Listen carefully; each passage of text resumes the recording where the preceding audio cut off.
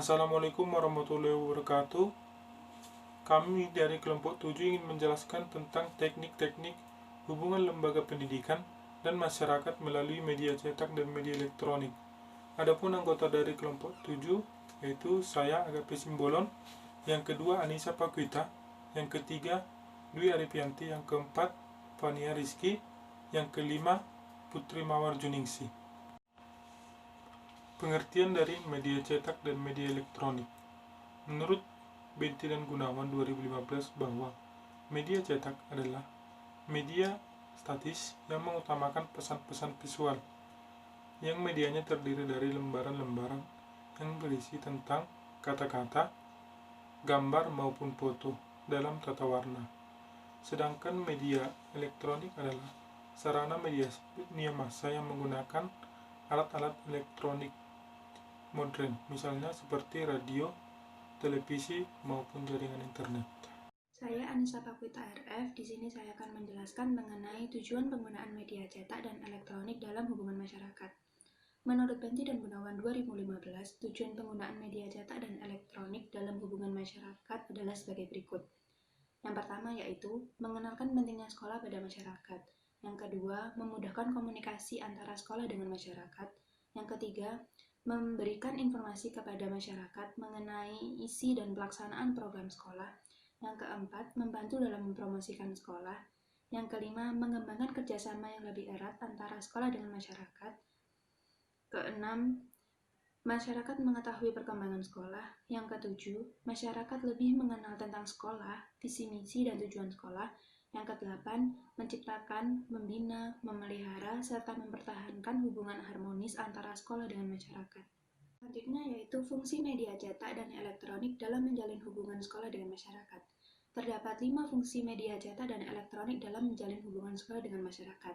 Fungsi yang pertama yaitu sebagai fungsi informasi, yang kedua sebagai fungsi pendidikan, yang ketiga sebagai fungsi hiburan, yang keempat sebagai fungsi kontrol sosial, dan yang kelima sebagai fungsi lembaga ekonomi. Macam-macam media cetak dan elektronik.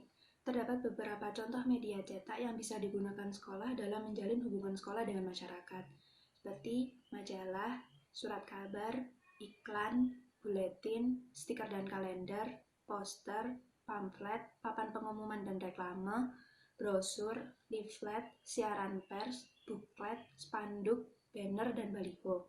Lalu juga terdapat beberapa contoh media elektronik yang bisa digunakan sekolah dalam menjalin hubungan sekolah dengan masyarakat, seperti radio, iklan, sebuah acara televisi, majalah online, surat kabar online, website, dan media sosial. Media sosial ini juga terdapat beberapa jenisnya, seperti contohnya email, Facebook, WhatsApp, Twitter, dan lain sebagainya.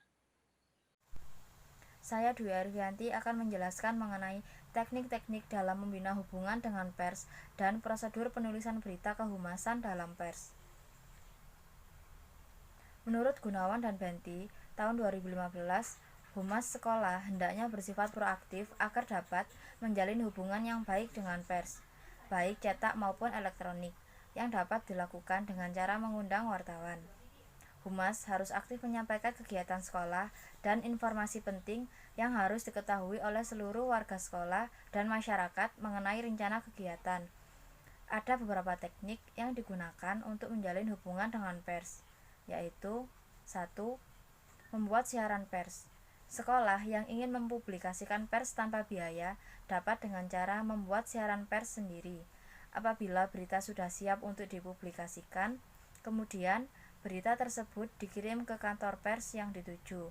Sertakan juga surat pengantar redaksi yang berisi harapan agar siaran pers yang sudah dibuat sekolah dapat dimuat dan juga sebagai rasa terima kasih atas kerjasamanya. Yang kedua, konferensi pers atau temu pers. Lembaga pendidikan yang besar seringkali mengadakan konferensi pers dalam rangka menyampaikan program dan kegiatan seperti seminar, karena informasi akan disampaikan ke banyak audiens. Terdapat beberapa hal yang harus diperhatikan sebelum mengadakan konferensi pers, yaitu A. Merumuskan tujuan, kerangka ajuan, dan pertanyaan. Jika ketiga hal tersebut sudah disiapkan, maka sekolah tidak akan kebingungan untuk menjawab pertanyaan dari para wartawan. B. membuat draft atau konsep pemberitaan. Konsep ini digunakan sebagai acuan dalam konferensi pers tersebut. Wartawan boleh bertanya tentang lingkup bahasan yang sudah ditentukan substansi. Apabila ada pertanyaan di luar ketentuan, maka akan diarahkan kembali ke substansi. C. Menentukan juru bicara yang berwenang menjawab pertanyaan wartawan. Hal ini bertujuan supaya jawaban yang disampaikan sinkron dan tidak saling bertentangan. Apabila masing-masing menyampaikan jawaban yang berbeda, maka proses jalannya pers tidak bisa fokus dan citra sekolah dapat turun yang nantinya berdampak pada kegiatan atau pemasaran produk yang akan dilaksanakan. D. Tidak bertindak eksklusif, artinya pihak sekolah harus menyampaikan berita dengan fokus tujuan ke semua wartawan, bukan hanya ke beberapa saja, sehingga semua wartawan yang telah diundang akan merasa dihargai dan bisa memperoleh informasi dengan baik dan jelas. Taktik yang ketiga yaitu melalui wawancara khusus. Wawancara khusus hanya menggunakan 1 atau 2 wartawan saja yang dipilih oleh sekolah. Umumnya, hal yang disampaikan bersifat informasi teknis, bukan mengenai hal umum yang bisa disampaikan ke semua orang. Teknik yang keempat, melalui perjalanan pers. Perjalanan pers biasanya digunakan dengan pers yang diselenggarakan oleh lembaga besar apabila sedang mengeluarkan produk atau program baru. Untuk perjalanan pers bidang pendidikan, biasanya wartawan diajak untuk melihat langsung proses kegiatan mengajar. Teknik yang kelima yaitu sponsor lomba jurnalistik. Teknik ini dilakukan dengan cara lembaga pendidikan mensponsori sebuah lomba jurnalistik. Langkah tersebut efektif membangun ingatan publik terhadap lembaga pendidikan beserta program-program yang dijalankan. Teknik yang keenam, mengunjungi kantor pers. Memprogramkan sebuah kunjungan pada kantor pers juga menjadi salah satu teknik berhubungan dengan pers dalam jangka panjang.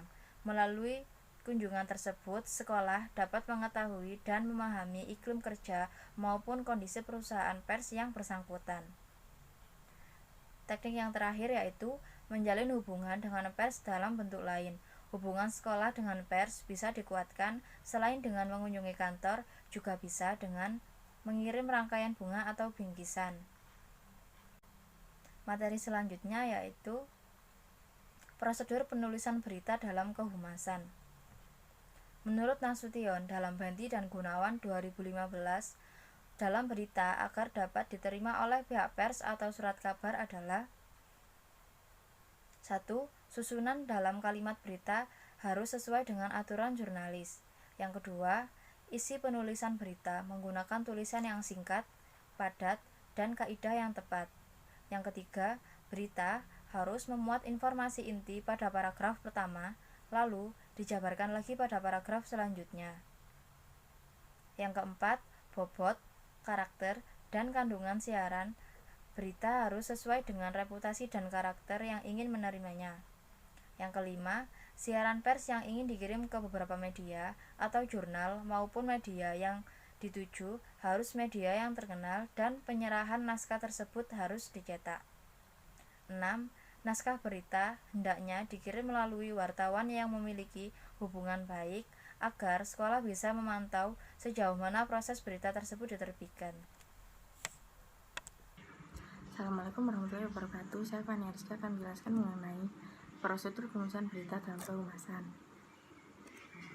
Menurut Angsley dalam ANIK 2011, agar berita yang dikirimkan oleh humas kepada media dapat disiarkan, maka harus memenuhi prosedur-prosedur sebagai berikut. Pertama, mengandung nilai berita dan kisah yang mengandung berita. Kedua, faktanya termasa. Ketiga, disusun secara piramida terbalik. Keempat, mengandung 5W1H.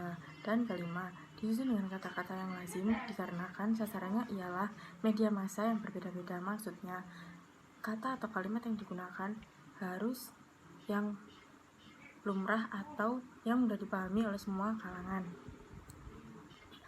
Kemudian, pedoman dalam menjalin kerjasama dengan pers. Menurut Banti dan Gunawan 2015, sekolah dalam menjalin kerjasama dengan pers harus memperhatikan kaidah atau pedoman tertentu agar sekolah tidak hanya menjadi bahan berita, namun ada unsur kebermanfaatan antar kedua belah pihak.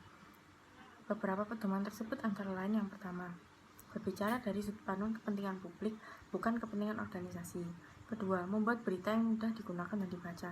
Maksudnya agar semua kalangan dapat menggunakan dan membaca berita tersebut. Ketiga, jika sekolah tidak ingin beberapa pertanyaan dikutip, maka jangan membuat pertanyaan tersebut atau jangan membahas atau menyinggung ke arah yang tidak diinginkan. Keempat, nyatakan fakta yang paling penting di awal agar tidak terjadi kesalahpahaman dan menimbulkan persoalan-persoalan yang tidak diinginkan. Kelima, jangan berdebat dengan reporter, sebab sekolah bisa menjadi kehilangan kendali diri dan dapat menimbulkan pertentangan tertentu. Keenam, jika sebuah pertanyaan mengandung bahasa yang menyinggung atau mengandung kata yang tidak disukai, maka jangan mengulangnya atau menyangkalnya. Hanya saja jawablah dengan apa yang ada dan dengan bahasa yang baik. Assalamualaikum warahmatullahi wabarakatuh. Perkenalkan, nama saya Putri Mawar Juningsih, NIM 19002073. Baiklah teman-teman, di sini saya akan menjelaskan materi mengenai prinsip dalam membina hubungan dengan pers. Hubungan sekolah dengan pers itu harus dibina dengan baik sebagai wujud kerjasama yang saling menguntungkan. Nah, pembinaan ini berkaitan dengan kaidah pemberitaan, etika pemberitaan, dan etika pers itu sendiri. Kemudian, pembinaan hubungan sekolah dengan pers itu dimaksudkan agar tidak terjadi kesalahpahaman kedua pihak, terutama terkait dengan isi pemberitaan yang akan dipublikasikan. Hal ini akan menjadi krusial karena pers dapat mempengaruhi persepsi masyarakat dan dapat membentuk opini publik. Adapun beberapa prinsip membina hubungan sekolah dengan pers menurut Jeffkins dalam Leslie yang dikutip dari Benti dan Gunawan tahun 2015. Yang pertama, memberikan pelayanan kepada media dengan menciptakan kerjasama dan hubungan timbal balik. Yang kedua, menegakkan suatu reputasi agar dapat dipercaya. Yang ketiga, memasok naskah informasi yang baik. Yang keempat, melakukan kerjasama yang baik dalam menyediakan bahan informasi. Dan yang kelima, penyediaan fasilitas yang memadai. Kemudian, menurut Farihanto tahun 2014, prinsip-prinsip membina hubungan dengan pers yaitu mutlak adanya kejujuran dan keterus-terangan. Kemudian, memberikan pelayanan sebaik-baiknya kepada pers. Kemudian, menjaga perilaku ketika berhadapan dengan media. Lalu yang keempat, tidak menutup saluran informasi. Hal ini dapat menyebabkan pers mencari pihak lain yang sifatnya tidak resmi, sehingga itu berita tersebut tidak dapat lagi dikontrol oleh humas. Kemudian yang kelima, jangan membanjiri media dengan berbagai publisitas yang tidak jelas tujuannya atau sasarannya. Kemudian yang terakhir adalah selalu memperbaharui setiap daftar identitas reporter agar tercipta hubungan baik dengan media. Baiklah teman-teman, itulah hasil presentasi dari kami kelompok 7. Maaf apabila ada salah kata dan kekurangan. Wassalamualaikum warahmatullahi wabarakatuh.